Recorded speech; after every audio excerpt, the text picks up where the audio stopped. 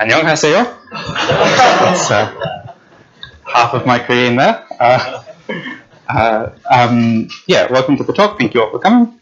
Today I'm going to talk about connectivity and graph minors. So, for anyone that's not so familiar with graph minors, a graph H is a minor of a graph G if H can be obtained from G via these three operations. So, we can delete any vertices we don't want, delete any edges we don't want, so that gives us a subgraph, but then we can also contract edges.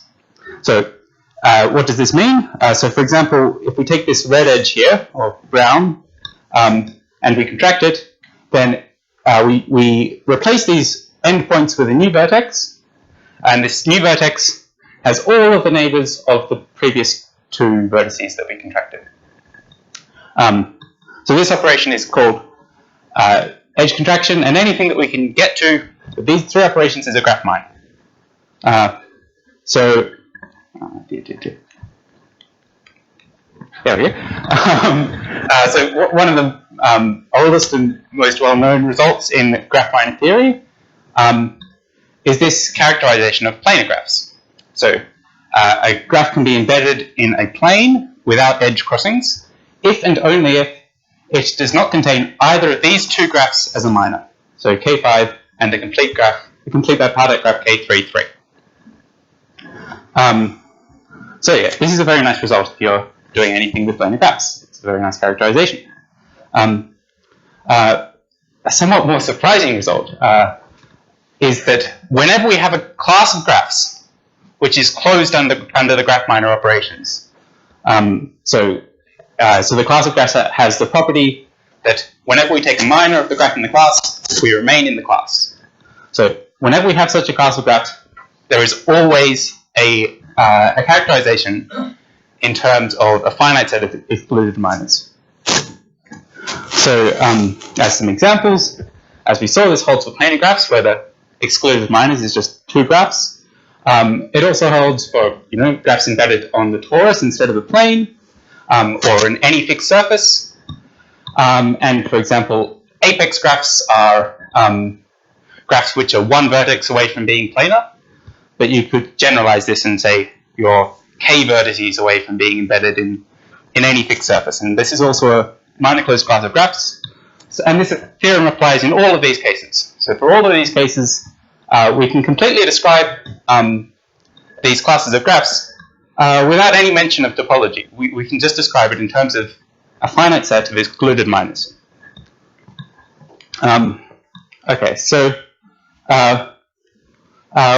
natural question to ask when you first learn about graph minors is what is the maximum number of edges you can have in a graph if you exclude a certain graph as a minor.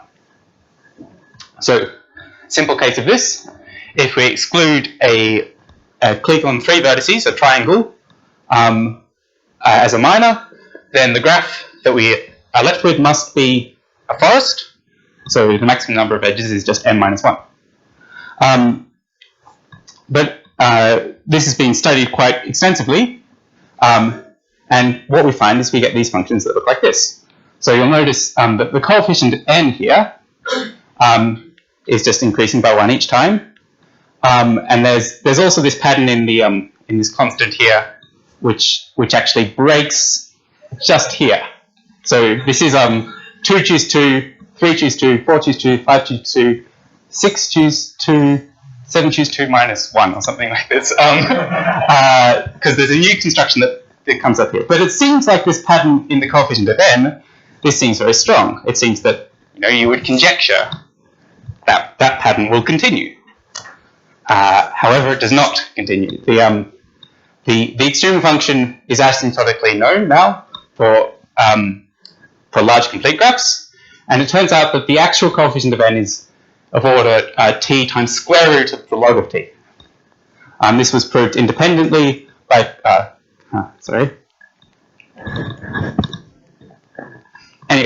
proved independently by Kostachuk and then Thomason, working from a result at De La Vega. two people in this slide are coming next month. Oh yes, the Kostochka and Song. Yes, yes. Okay. Okay. So let's look at another thing that people have considered for graph minors, for complete graph minors in particular. So there's a well-known conjecture of Jorgensen that every 6 connected K6 minor free graph is an apex graph. So one vertex away from being a planar graph.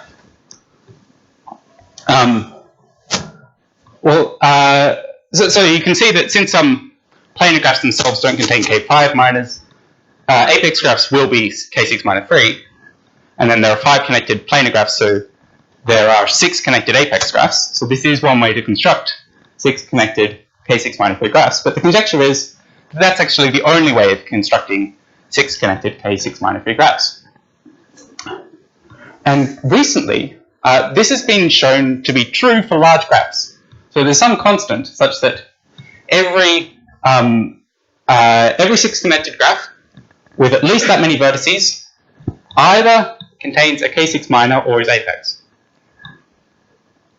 And as a corollary of this, there exists the same constant such that every 7 connected graph with at least that many vertices must contain a K6 minor. And in a similar vein, we have this theorem here, which says that for all positive integers a and k, there exists a constant, depending on those integers, such that every graph with connectivity roughly 16.5 times a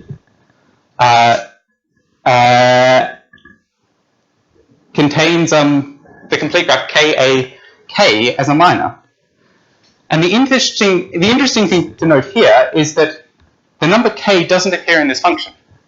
So this could be a k3, 7 million minor that we're looking for, and the connectivity will just be, he's just substituting the 3 in this function here. So somehow, just by looking at very large graphs, we only look at the small side of this complete bipartite graph, and it's enough to force the minor. So, motivated by these 2 examples, we're going to consider another extremal function. So, let's connectivity-based extremal function be the minimum value of t, for which there is a constant depending on t and the graph, such that every t-connected graph with at least that many vertices contains our graph as a minor. So we saw for the graph K6, this extremal function will be 7, because every sufficiently large 7-connected graph contains K6 as a minor, whereas apex graphs are examples of large graphs which are 6-connected, which do not contain K6 as a minor.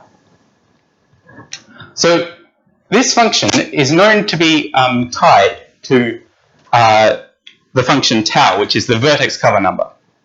So if you and this is because for any graph, there's some complete bipartite graph which contains that graph as a minor with the same vertex cover number. And we saw that for the complete bipartite graph, the vertex cover number is just the size of the smaller color class. So the result here can be extended to the general class of all graphs if we replace the A with the vertex cover number. But similarly, we find that the vertex cover number gives a lower bound on this function, because if we take large complete bipartite graphs again, the connectivity will be the size of the smaller color class, but they will exclude the graph as a minor if this is smaller than the vertex cover number, and this is just because the vertex cover number is monotone undertaking minors. So if we take a minor of a graph, of a complete bipartite graph, then the vertex cover number can only go down.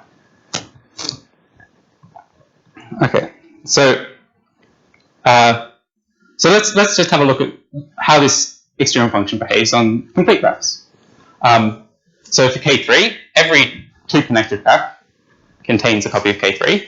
Every 3-connected graph contains a copy of K4. And every 6-connected graph contains a copy of K5.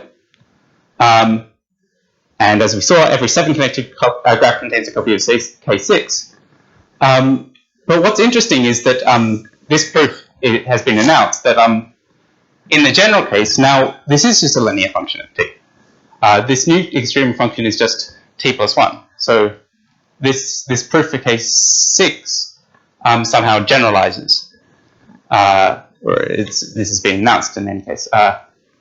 And just as an example to sort of illustrate the difference between these two functions, if we just consider a star, so the complete bipartite graph, which is just 1k, so just a star with k leaves, then the new extreme function has value just 3.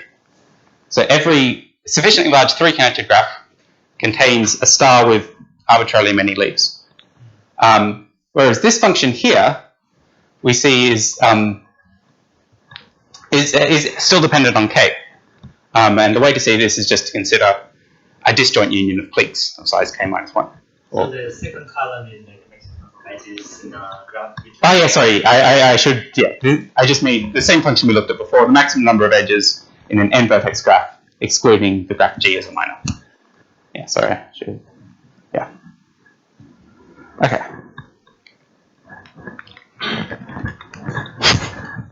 Okay, cool. I think I've skipped a slide. Right. So what we did was to compute this extreme function whenever the graph under consideration is a forest.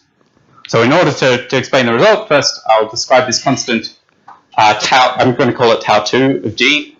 I don't know if other people have a different name for this constant, but it's just the size of the smallest set such that when you delete that set, what's left over has maximum degree at most true. And the thing to note about this constant is that it's also monotone under taking minors. So if you take any minor of G, then tau2 of the minor will be at most tau2 of G. And what we found was that in terms of this, the extremum function for any forest is exactly tau2 of the forest plus 2, provided tau2 is at least 1 and at least 1 less than the vertex cover number itself, and otherwise it's exactly equal to the vertex cover number. So there's only 2 possible values in this sense of the extreme function for a forest. What do you mean by V? The list of courses? I mean me.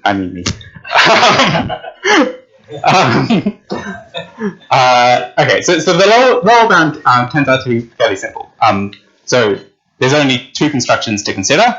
We saw before that the complete bipartite graph, note that the connectivity is given by the smaller color class, but then the vertex cover number here is also given by the smaller color class. So if we take this complete bipartite graph with tau minus 1 vertices over here, then it can't contain our forest as a minor, just because of the monotone property of the vertex cover number. And similarly, if we consider a wheel with n dominant vertices in the middle, so it's just a cycle plus dominant vertices in the middle, the connectivity of this graph is equal to 2 plus the number of vertices in the middle, and the tau2 of this graph is exactly the number of vertices in the middle of the graph, because you delete those and you're left with a graph of maximum degree 2. So these are the constructions which give the lower bound, because you can sort of blow up these arbitrarily large while maintaining the connectivity.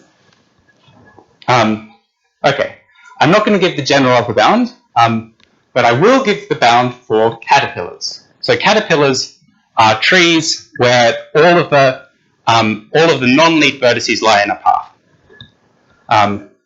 And what we're going to show is that for any caterpillar H, if tau is the vertex cover number, then the extremal function here should be at most tau plus 2. That's what we're going to show here. Okay. So, I'm going to draw this because we're going to come back to it. So if we fix the maximum degree and the vertex cover number, then there's, in a sense, there's only one caterpillar that we really need to consider. Because what we find is that if we just make a path of the of the cover vertices, and then add in and just add in leaf vertices to give them all degree delta, and then add in subdivision vertices between all of them, then every other caterpillar which satisfies the same maximum degree and vertex cover conditions will be a minor of this caterpillar. So in some sense, we can always assume that this is exactly the caterpillar we're looking at.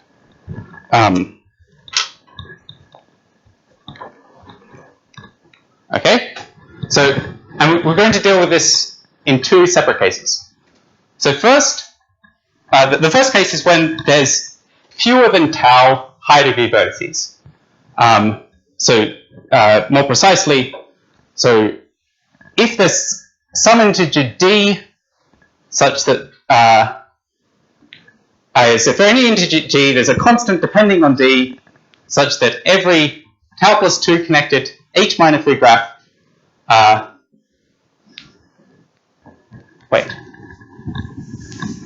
this is probably written wrong. Okay, so the idea is that if there are only tau minus 1 vertices of degree d and the graph is very large, then the graph must contain the caterpillar as a minor.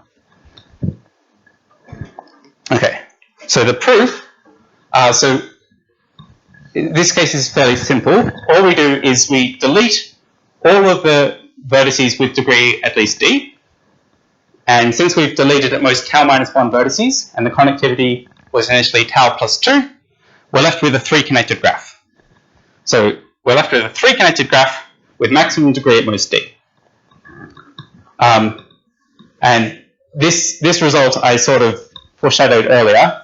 So every 3 connected n vertex graph has a spanning tree with more than n on 4 leaves. So this is equivalent to having to the result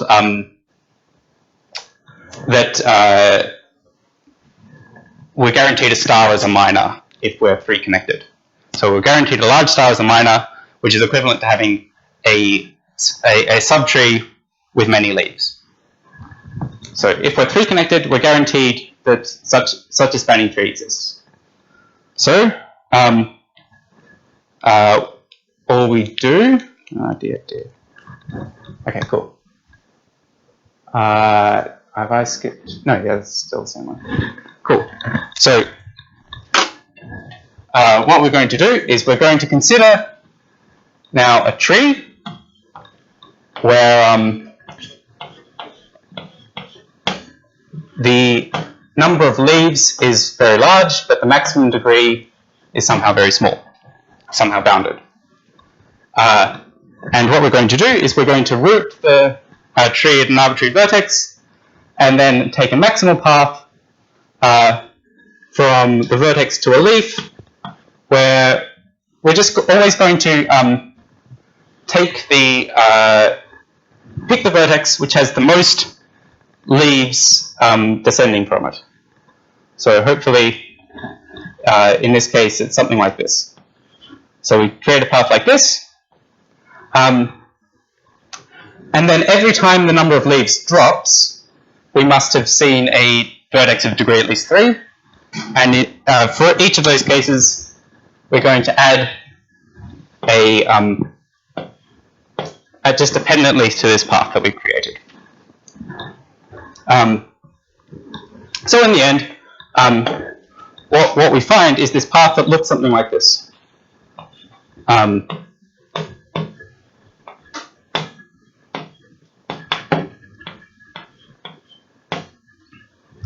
Yeah, something like this.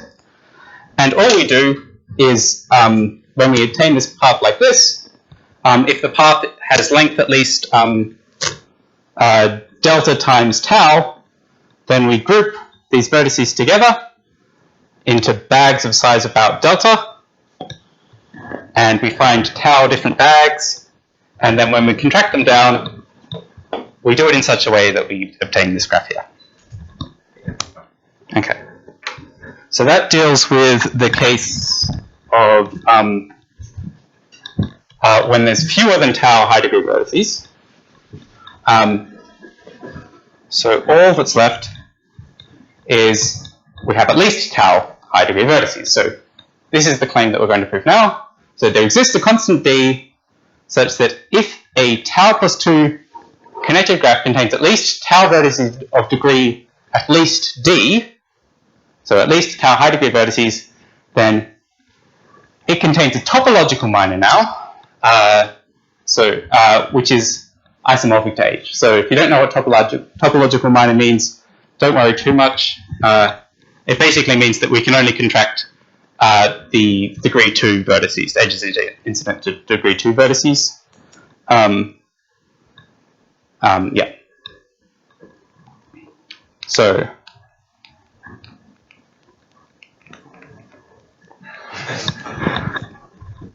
did this change? Okay.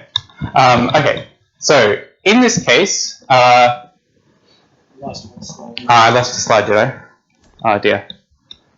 Did I? Oh, you pointed that way? Okay. No, yeah, here we go.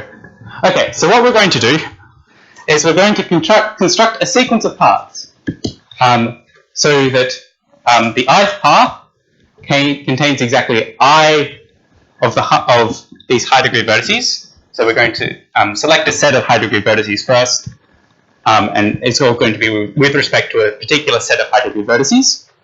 Pi is going to contain I high degree vertices, and it's going to avoid some positive fraction of each of the neighborhood of those vertices. So sort of what we're working towards is this path which contains all of the high degree vertices that we want, and then but we need to make it so that we can also add leads to this path without sort of breaking the path apart. Okay. So yeah, so we're going to select high degree vertices S1 to S tau, and we can start just by putting P1 equal to S1. Maybe we also need to do P2 equal to a path between two high degree vertices, but it's not too difficult. And then we get to a general case where we have, now the picture you should have is we have some path that looks like this, where so far we haven't used too many of the neighbors of any of the vertices, of any of the high degree vertices we've used. And what we want to do is add in some new high degree vertex, call it sk plus 1. And we want some way to somehow extend this path so that it also contains this vertex. That's the goal. Okay. So to do this, we're going to split into two cases. So first, suppose that many of the neighbors of this vertex are already used by this path here. So by many, 2 tau, if 2 times tau of the vertices are used by this path, then we can use this argument. So all we do here is we pick the subpath here, which contains the most neighbors of this vertex. So here, say this one might contain 4 neighbors of this vertex here. And all we do is we reroute the path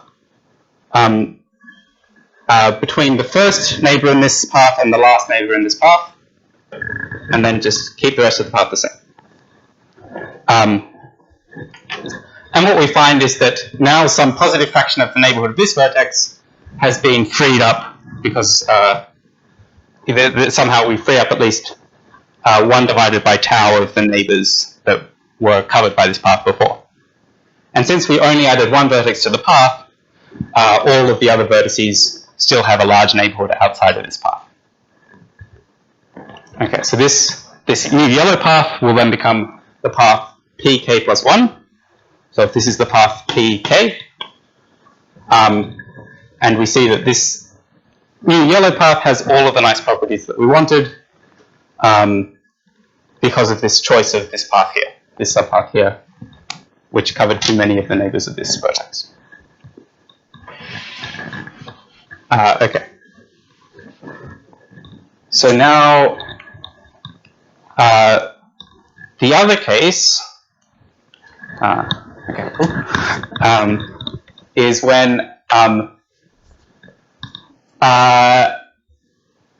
there's not too many of the neighbors of the vertex that we're trying to add in.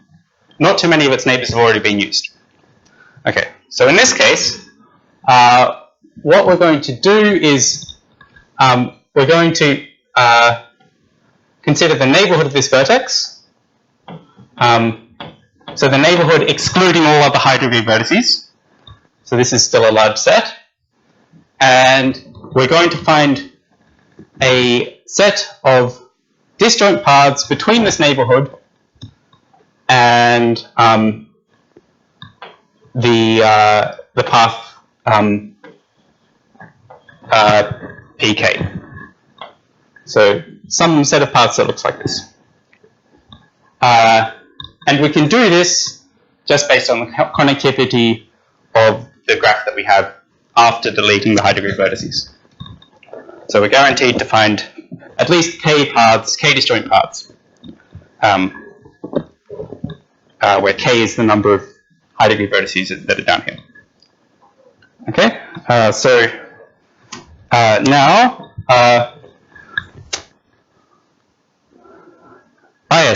so now we need to consider when these paths are good and when these paths are bad. So remember that we want to avoid using too many neighbors of any vertex.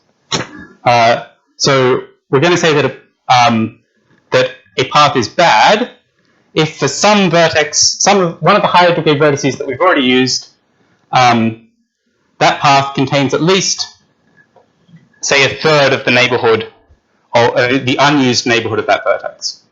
So we might have some set of bad vertices, that somehow maybe it looks like this. Okay. Okay, so whenever we find a path which contains too many neighbors of some vertex, we'll call that path bad. But we're only going to select one bad path for each vertex. Okay. Now, what we might see is that there's some path like this. So this path is bad because of 2 different vertices. So in this case, what we're going to say is that we're going to pick a bad vertex corresponding to that path. And the way that we pick the vertex is so that the bad vertex that we select has the first neighbor that you see as you travel down this path. So here, if these 2 vertices were both bad because of this path, what we're going to do is we're going to select the vertex here because this neighbor occurs before this neighbor. Okay? And this is going to give us some set of bad vertices, where this vertex isn't considered bad anymore because this bad path is already considered. Okay. So now, because of this construction, there's now a bijection from the bad paths to the bad vertices. So they have the same number. Okay. So, if some endpoint of this path is bad, so one of these, the paths will always be between 2 high degree vertices. If some endpoint of the path is bad, then that means that there's some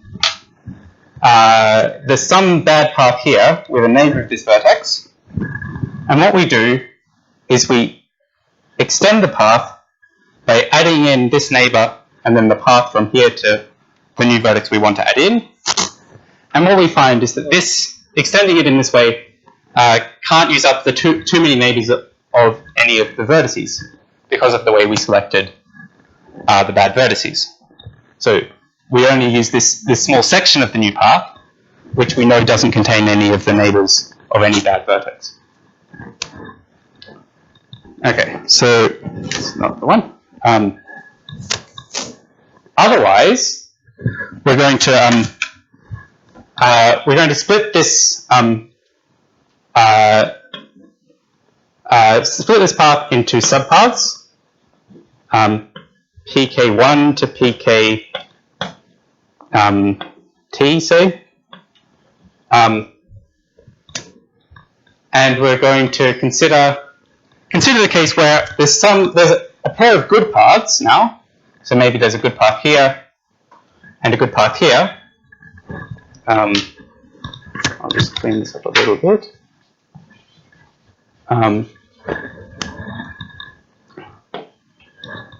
So consider the case where there's a pair of good paths which have endpoints in the same subpath pki. So what we do in this case is we reroute the path through the good paths, and we delete this section in between them. So note that these paths are disjoint, so they don't have the same endpoint. And this operation, since we have already ruled out all the bad paths, this operation works to give us some new path pk plus 1, which has all the properties that we want. Okay, so if there's no pair of good paths which have an endpoint in the same section, same segment of the path pk, then since the number of good paths plus the number of bad vertices is equal to the number of good paths plus the number of bad paths, so by the bijection we had before, and this is equal to k, where k is the number of bad vertices, the number of high degree vertices that we've used in this path in total. What this means is that there is some good path. So I'm gonna rub all this out.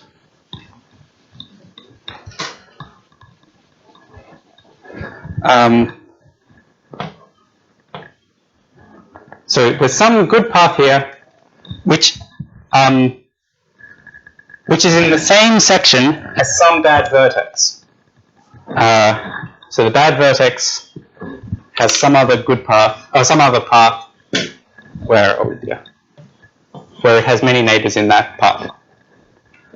Okay? But in this case, what we can do is we reroute using the good path, and then this neighbor of the bad vertex, and then this segment of this bad path. So, and again, this rerouting gives us a new path, which we're going to call pk plus 1, and you can check that pk plus 1 now contains one new high degree vertex, and because we were careful about how we extended it, we haven't used too many neighbors of any of the high degree vertices that we're considering, and so the process goes ahead. Okay. So through this process, we obtain a path p tau, and p tau contains tau high degree vertices, and if we've selected the definition of high degree means that to begin with to be something like tau times delta times 3 to the power of tau, or something like this, then what we'll find is that each high degree vertex has at least tau times delta neighbors outside of the path p tau. So the picture now, oh dear.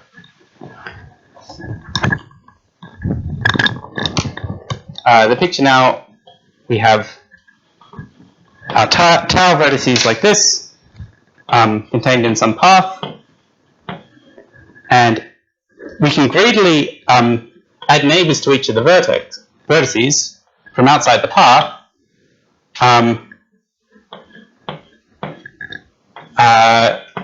to obtain this subgraph that looks like this, and then this subgraph contains this graph as a topological minor.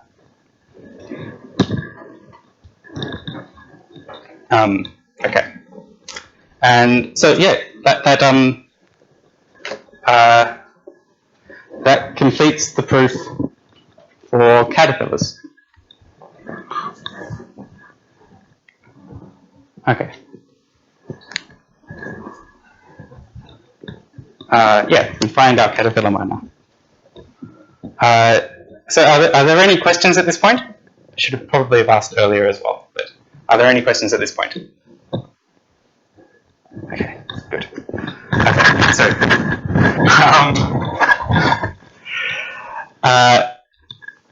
what if we want to extend this result to forests or trees which are not caterpillars?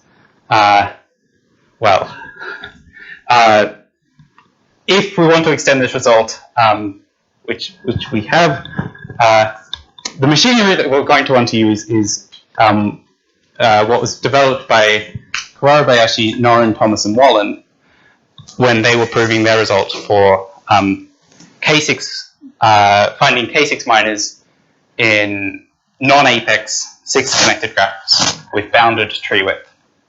So their result, so these are the people that proved Jorgensen's conjecture for large graphs, and their proof is split basically across 2 papers, one considering the case where there's bounded tree width, and one considering the case where the tree width is unbounded. So tree width,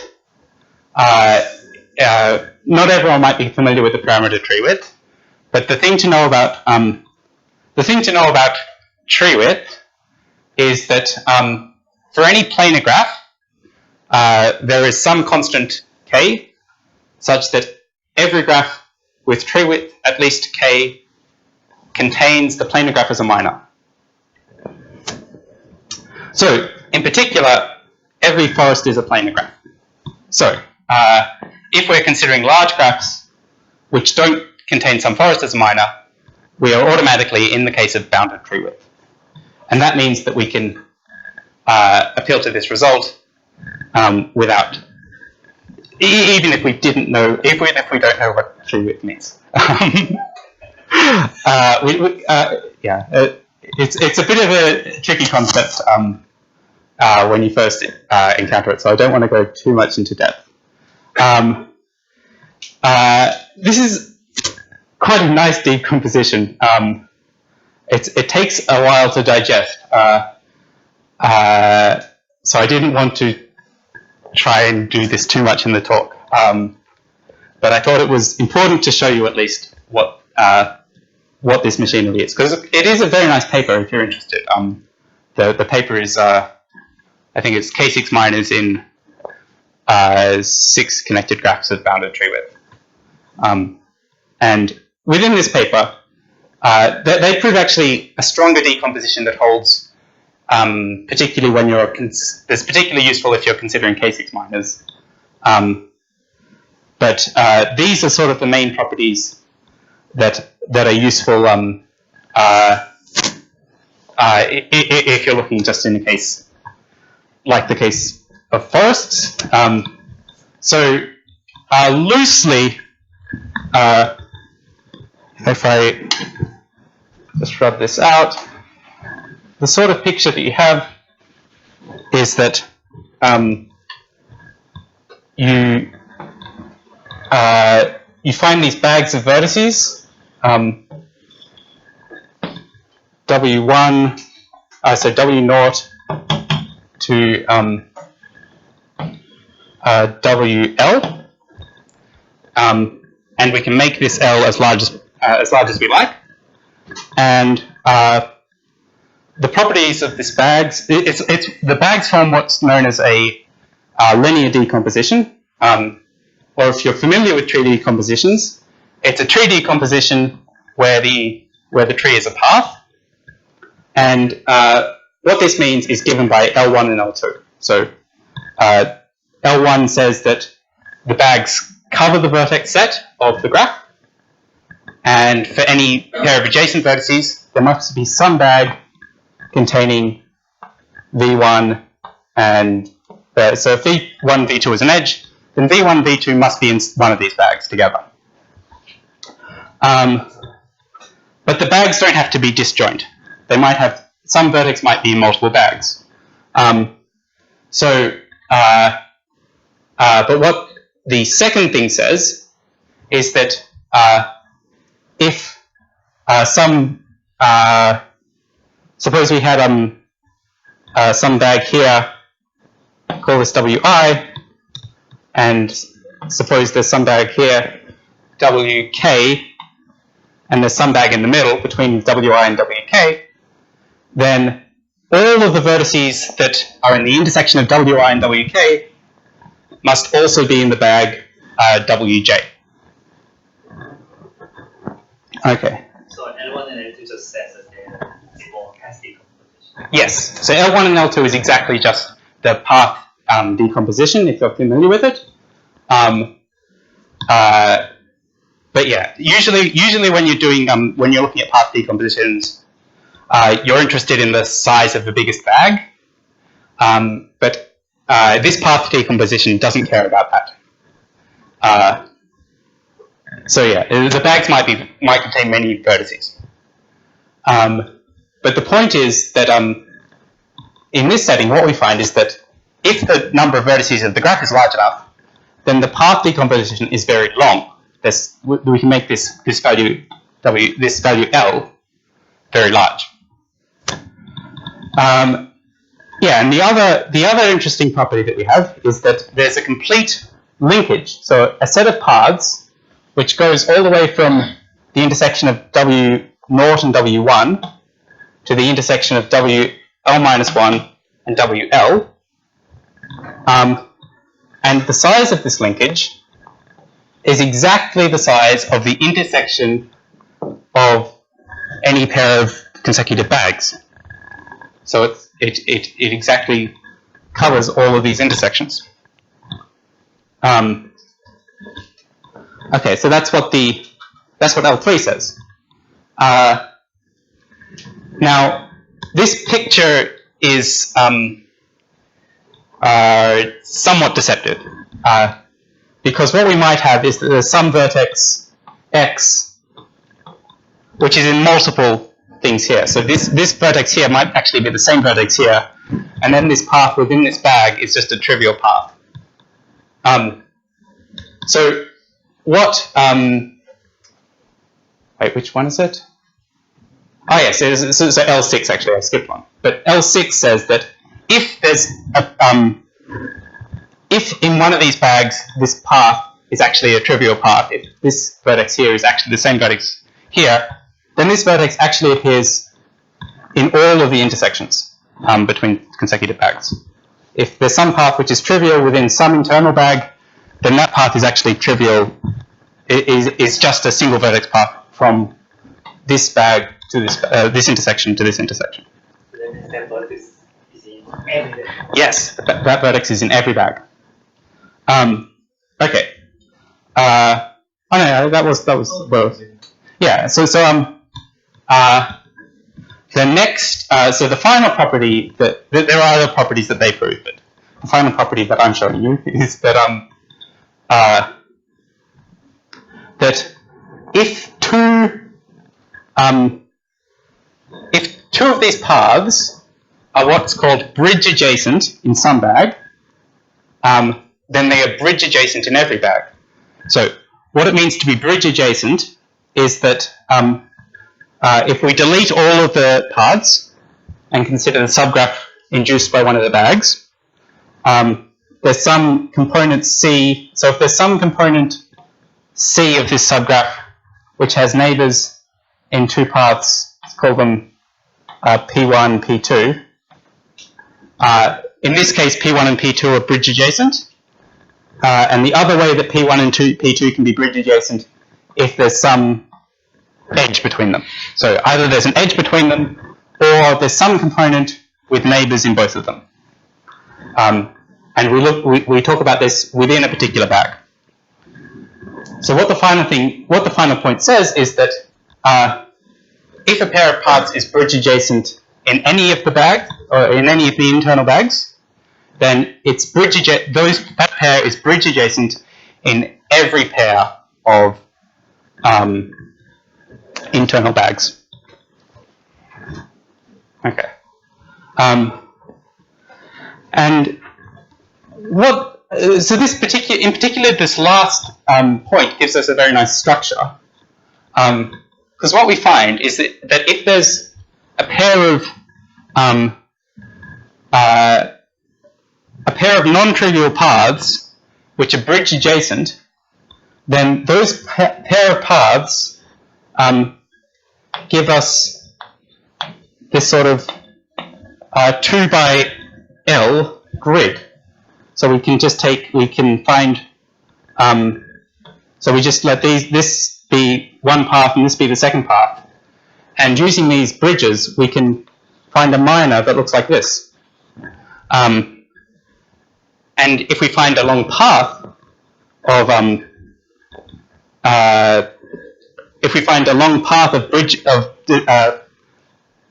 bridge adjacent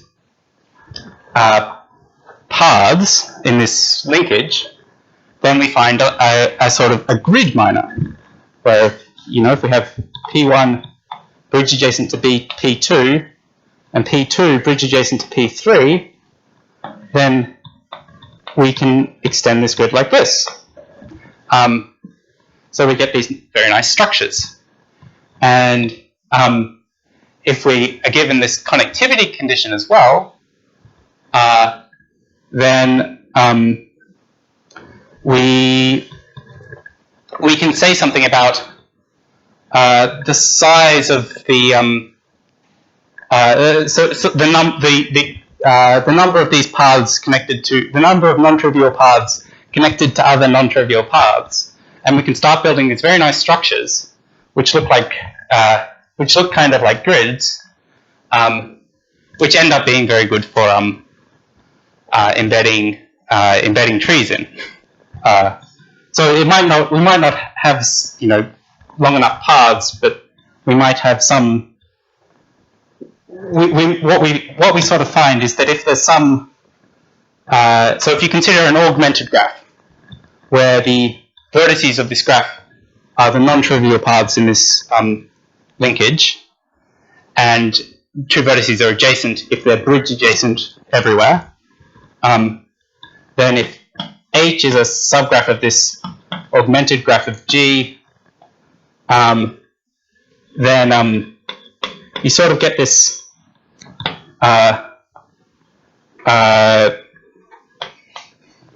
you can sort of take a box product of that graph and a large path, and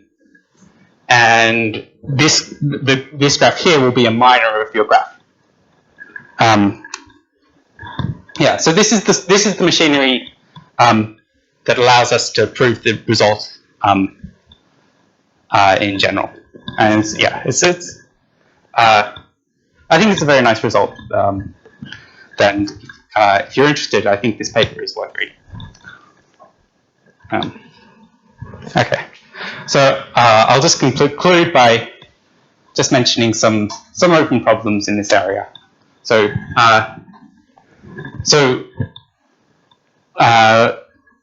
since we have this sort of structure for large, highly connected graphs with bounded tree width, there's some hope that we might be able to sort of extend our result from trees to planar graphs, where it becomes slightly trickier to get the precise bounds, but hopefully we might be able to prove something like this. So maybe there's some constant C such that for any planar graph, this connectivity extremal function is bounded by tau of h plus c, the vertex common number plus c. And yeah, another big open question in this area is if we actually consider these complete bipartite graphs, then what's the precise value of this extremal function? So we know we have these bounds, so it's somewhere between 2 times a plus 1 and 31 on 2 times a plus 1. This is if k is large with respect to a, so more than double a. So the question is, so the conjecture is that actually, the conjecture that's been made is that the lower bound here is tight, this 2a plus 1. Yeah, but this is still open. And just something that I think is somewhat interesting to consider is, well, what if, since in the sort of the lower bound constructions that we have, that we've looked at, there's these vertices with very high degree, very high, sort of these almost dominant vertices. What happens if we impose some restriction on the maximum degree? How does the this connectivity function behave in this case? Yeah. Okay. Thank you all for listening. That's Andy's up.